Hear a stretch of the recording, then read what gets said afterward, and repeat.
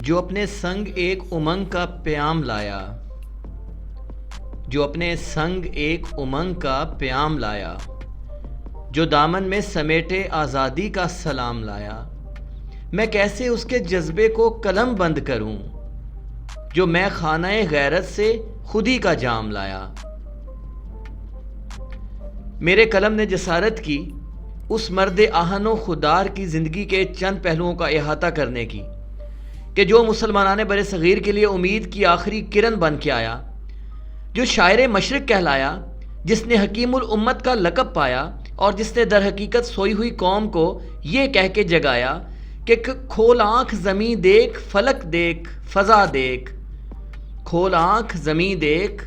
فلک دیکھ، فضا دیکھ، مشرق سے ابھرتے ہوئے سورج کو ذرا دیکھ،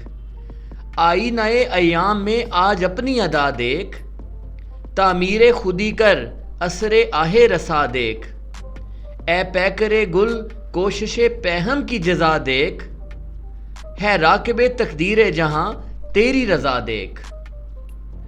100 سال سے سوئی ہوئی قوم کو جگانا فقط اقبال کے تصوف کا معجزاتی کرشمہ ثابت ہوا۔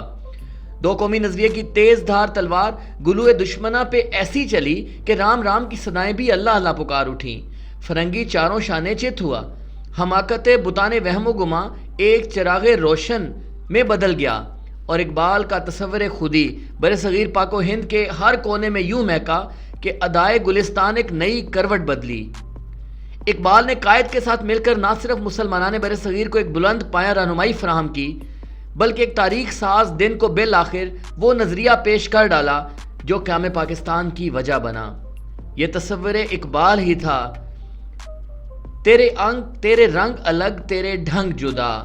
تیرے رنگ الگ تیرے ڈھنگ جدا، میں صدائے فلک تو صنم کی ادا، میں یقین الہ تو وہم کی فضا، تیری چال جفا میرا عزم وفا۔ اقبال نے خطبہ الہ آباد میں ایک فقید المثال لمحے میں دو قومی نظریے کو ایسے مؤثر انداز میں پیش کیا کہ دانش مند اس نقطے پر لاجواب ہو گئے۔ سچ ہے کہ ہندو اور مسلمان دو الگ قومیں ہیں، ان کا مذہب، ان کے رواج، ان کی رسمیں، ان کا اٹھنا بیٹھنا، ان کا کھانا پینا، ان کا چلنا پھرنا، ان کی معیشت، ان کی معاشرت اور ان کی بصیرت سب مختلف۔ یہ کیسے ممکن ہے کہ ندی کے دو کنارے باہم مل جائیں؟ یہ وہی دو قومی نظریہ ہے جس کی بنیاد پر تحریک پاکستان کا آغاز ہوا۔ اپنے درد کو تو ہر کوئی محسوس کرتا ہے اور اس کی دوا بھی ڈھونڈتا ہے، لیکن اقبال اس ہستی کا نام ہے جس نے ملت کے درد کو محسوس کیا، اس کی شدت کو خود میں اتارا، اسے شاعری کا روپ دیا اور ہر فورم پر مسلمانان بر صغیر کو عملی رہنمائی بھی فراہم کی۔ علامہ اقبال نے اپنی پوری زندگی ملت اسلامی کے لیے وقف کر دی۔ آپ نے اپنی بے مثال فہم و فراست کے سبب بر صغیر پاک و ہند کے تمام مسلمانوں کو دو قومی نظریے کے پلیٹ فارم پر جمع کیا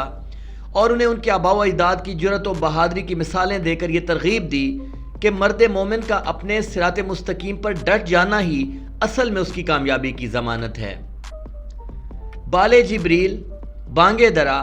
پیام مشرق اور ضرب کلیم جیسی شعرائے آفاق تصانیف آپ کی ادبی صلاحیتوں کا منہ بولتا ثبوت ہیں۔ دیار دل سے نکل کر کشادہ ذہنی تک، دیار دل سے نکل کر کشادہ ذہنی تک، ہر ایک مقام پہ مجھ کو اقبال یاد آیا۔ یہ ضروری نہیں کہ زندگی ہر بار ہمیں اتنی مہلت دے کہ ہم اپنے دستے ہنر سے تراشے شاہکار کو دیکھ پائیں۔ یہی کچھ شاعر مشرق کے ساتھ بھی ہوا، اور یوں قیام پاکستان سے تقریباً 9 سال قبل 21 اپریل 1938 کو علم و ادب کا یہ روشن دیا ہمیشہ کے لیے بجھ گیا۔ لیکن آپ کی تحریک زندہ و جاوید رہی۔ آپ نے دل مومن میں جو آتش خود مختاری کو ہوا دی وہ چلتی رہی، اور بالآخر 14 اگست 1947 کو دوسری اسلامی نظریاتی ریاست اس دنیا کے نقشے پر ابھری۔ مگر حق تو یہ ہے کہ حق ادا نہ ہوا کہ مثل آج جب میں اقبال بے مثال کو یاد کر رہا ہوں، نہ جانے کیوں میرے الفاظ میرے تخیل کا ساتھ نہیں دے رہے، میری چشم بیتاب میں شرمندگی کے آنسو رواں ہیں، اور بے ساختہ میں یہ کہنے پہ مجبور ہوں کہ تو نے جسے جگایا تھا وہ پھر سے سو گیا، تو نے جسے جگایا تھا وہ پھر سے سو گیا، جذبہ خودی سے جلتا دیا معدوم ہو گیا۔ ہر چشمے محب وطن اشک بار ہے، ہر چشمے محب وطن اشک بار ہے، اقبال مجھے پھر سے تیرا انتظار ہے، اقبال مجھے پھر سے تیرا انتظار ہے۔